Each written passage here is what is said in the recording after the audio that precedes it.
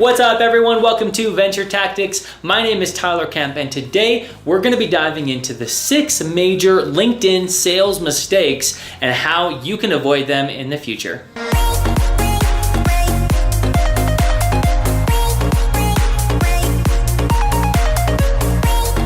LinkedIn, like any social network, can be a tough place. It is hard to crack the LinkedIn code and do it right. It's hard to make new connections, build trust, build authentic relationships with people, and there are things that you can actually do to sabotage your sales efforts on LinkedIn. And my hope with this video is that by being aware of these 6 massive things that most people, and many people rather, are doing wrong, that you'll be able to avoid these mistakes going forward in the future. And if you've ever been in that situation where you have made a mess on LinkedIn and you just completely sabotaged an otherwise great relationship, go ahead and type "I've been there" in the comments below. As we dive into these 6 mistakes, remember that every circumstance is different. There are going to be times when every one of these mistakes is actually a good thing to do.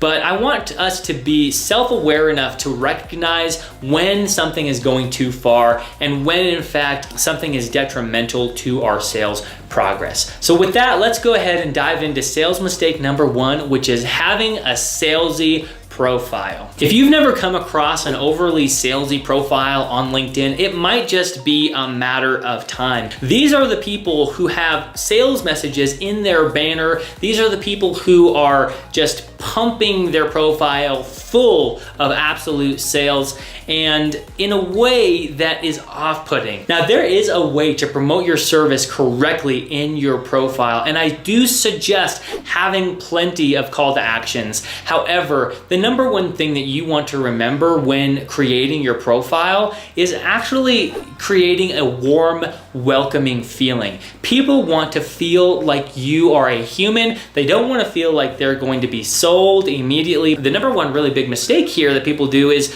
creating too many calls to actions in their banner, and they've got arrows and they've got links and they've got all of these things that are trying to drive traffic maybe back to their website, when instead they should be using that space to create a professional, kind of comfortable feeling for the visitors who go to your profile. And if you're sending people connection requests and they look at your profile and see that you are just sales maniac, it might actually be detrimental to your sales, and you could lose those potential connections and those potential leads for your business because you didn't focus enough on relationship, instead went straight to the sell. LinkedIn sales mistake number 2 is presenting your offer too soon. Have you ever been in that situation where someone connects with you on LinkedIn and the very next minute they start sending you paragraphs of sales messaging? I run a LinkedIn Sales Accelerator program, and a huge part of that is connecting with people and reaching out to them with sales messages. But there is a way to do this right, and there is a way to do it wrong. And the wrong way is to start selling to them right away before building a relationship. Let's be clear about one thing. LinkedIn messaging is not very good at creating a sale. It is good at creating a relationship. If you are in a high-ticket B2B sales environment and your job is to create relationships with potential leads and potential clients, LinkedIn is amazing. But you can't do it by offering them your pitch right after connecting with them. Typically, a better way to do this is to actually reach out and start a conversation. Ask them a question about their situation, or even just to say, hey, thanks so much for connecting. Can't wait to learn a little bit more about your business. Once you've established a comfortable connection, then it is okay to start leading in to a sales message. But I suggest that you wait at least 7 days before offering them a sales message, if not 30 days of time before trying to make that pitch online. LinkedIn sales mistake number 3 is going silent after connecting. Now, we have previously talked about how bad it is to be so salesy right off the bat after connecting with somebody. But there is another extreme to this, and that extreme is connecting with them and then saying nothing. You've heard it just like I have, that the fortune is in the follow-up. Now, in the many sales tests that we have done with ourselves and with our clients on LinkedIn, we have seen time and time again that the best responses come after several follow-up messages. That means that you can't just connect with somebody and assume to build an actual relationship without messaging them, and messaging them more than once. In fact, we find that the best replies happen after 4 to 7 messages on LinkedIn, which sounds like a lot and sounds like it might be a little bit persistent, but in reality, people just aren't always available when you actually message them. And as long as you are being kind of soft about your approach and you're not trying to be too salesy too quickly, and you are actually trying to build a real relationship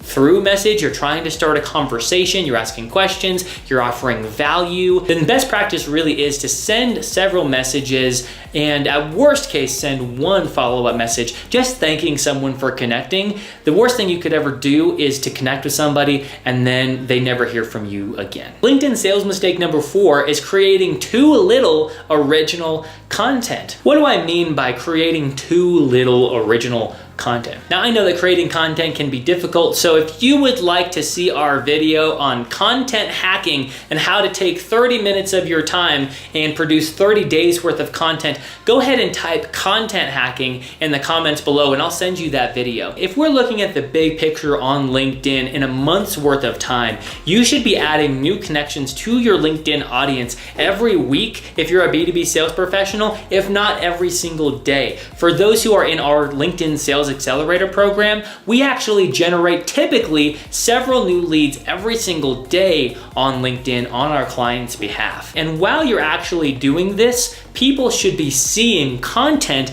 that you are creating, original content. That means you shouldn't just be commenting on people's posts, but you should actually be creating something new. Now, don't hear me wrong. You don't need to create this content yourself. You can utilize a service like VentureTactics.com to create the content for you, where we're writing a social media post every single day and we're custom hand designing images and we are putting unique content out there for you in the form of posts and in the form of articles. So what I'm not saying is you have to do it yourself, but what I am saying is you have to do it. You have to be creating content regularly. In fact, looking at this timeline again, if someone connects with you today, you want to be on their newsfeed that day, and you want to be on their newsfeed the next week and the next week and the next week, and every day that they could potentially be logging in, you should be on their newsfeed. And that's not going to happen if you're only posting once a week or once a month or once a year. So if your last LinkedIn article was written 2 years ago,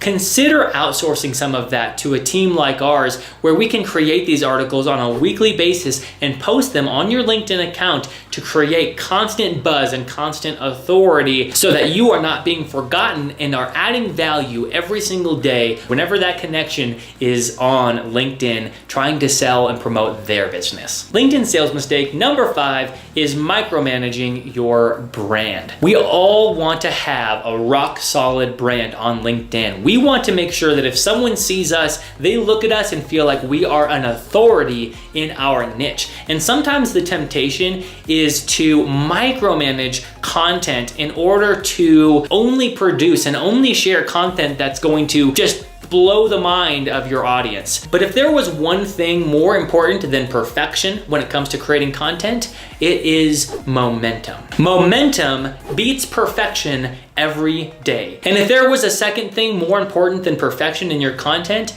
it would be efficiency. Being able to delegate content and not have to do it yourself is worth not having perfect content. Now, does that mean that you can just have junk content, like people posting other brands' articles on your LinkedIn every day, 5 times a day? No, that will kill your brand. Do not do that. Do not allow anyone to do that. It's called social media for a reason, because there needs to be a human element to everything created. That means that your content needs to look and feel and be real. It needs to be intimate. It needs to be relevant content. Otherwise, it's annoying. But if you're in the habit of only being able to release content on LinkedIn that you would have said yourself verbatim, then you will never be able to scale your content activities. Now, in order to prove this point, let's look at 2 social media icons Tony Robbins and Gary Vaynerchuk. Both of these men care deeply about their brands,